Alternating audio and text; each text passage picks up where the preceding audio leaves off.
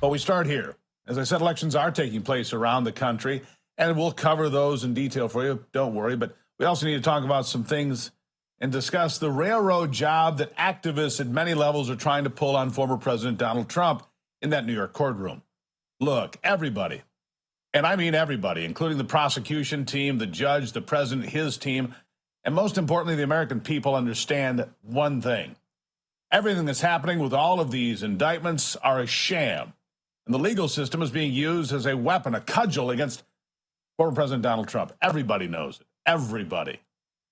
I mean, yesterday, the judge in the case, Arthur Engeron, who has already decided the outcome of the case because he is ignorant of real estate valuations and business in general. He's financially illiterate. Sounds like so many other people. Well, he went after the former president time and time again in the courtroom yesterday, but worse, he's trying to silence Donald Trump inside the courtroom, and you don't have to take my word for it. Take his. He said it himself inside that courtroom Monday several times. Here's some of the things he's quoted as saying on Monday. Please just answer the questions, no speeches. Please control your client. This is not a political rally. This is a courtroom.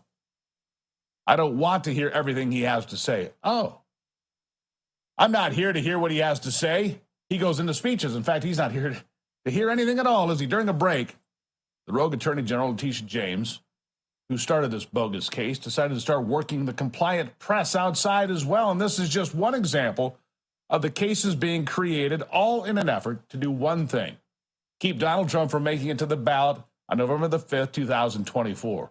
And with new polling, a lot of it, showing Trump in an ever more dominant position, the fear on the left is growing by the day. Here's Letitia James. Listen.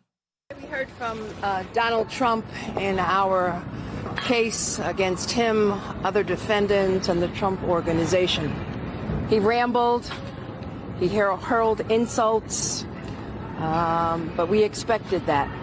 At the end of the day, the documentary evidence demonstrated that, in fact, he falsely inflated his assets to basically enrich himself and his family. He continued to persistently engage in fraud. The numbers don't lie. And Mr. Trump obviously can engage in all of these distractions, and that is exactly what he did, what he committed on the stand today, engaging in distractions and engaging in name calling. But I will not be bullied. I will not be harassed. This case will go on. This case, by the way, if you didn't know, the law in New York says there does not have to be a victim and no money has to be lost. So no money's lost. There is no victim. How can there be a crime? But I digress.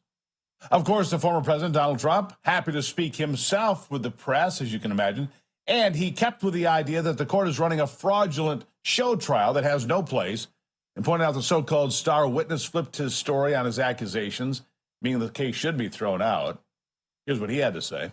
Because it's a scam, and this is a case that should have never been brought, and it's a case that now should be dismissed.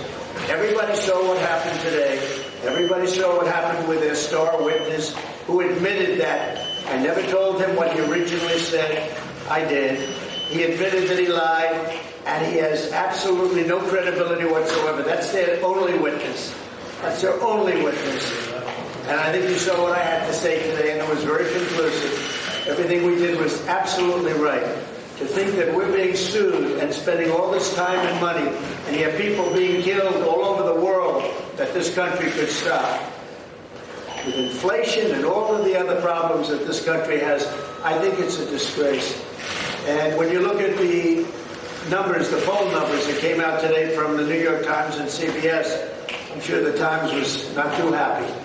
But people are sick and tired of what's happening. This is I think it's a very sad day for America. And besides that, and he's right about what he said there, and his legal team knows this case isn't going anywhere without a series of appeals because of the treatment from the biased judge in this case. Like I said, he decided this case back in September. And of course, the AG that promised to, quote, get Trump if she was elected, yeah, that's all going to backfire.